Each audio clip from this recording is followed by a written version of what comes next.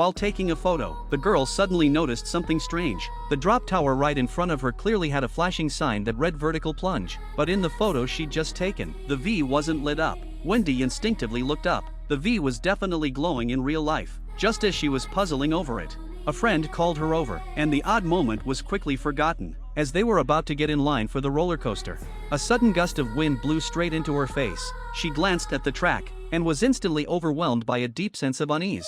At the entrance, she noticed an eerie sign. "Beyond this gate lies a dead end. I'll be waiting for you." She couldn't help but look around more carefully. That's when she noticed some of the bolts on the overhead track looked loose. Her unease intensified. Something just didn't feel right, but no one else seemed concerned, not wanting to ruin the fun for her boyfriend.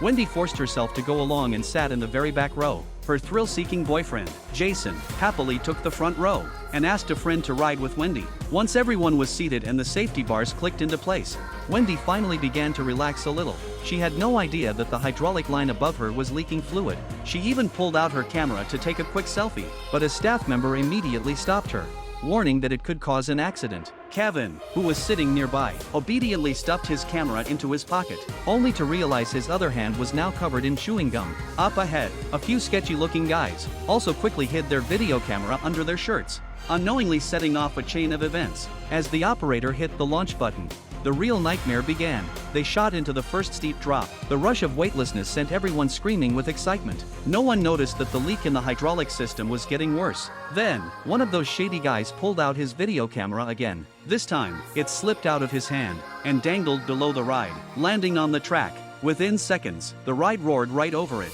The camera shattered the hydraulic line completely. Safety bars across the coaster cars instantly popped open. People screamed, but it was already too late. The gears of disaster had started to turn, and couldn't be stopped. As the coaster flew around the next bend, a wheel flew off from one side, and the cars began to tear apart. The front two sections went flying from the tracks and plummeted downward. In the back, a guy named Mike was tossed straight out of his seat. Kevin lunged to grab him, but it was no use.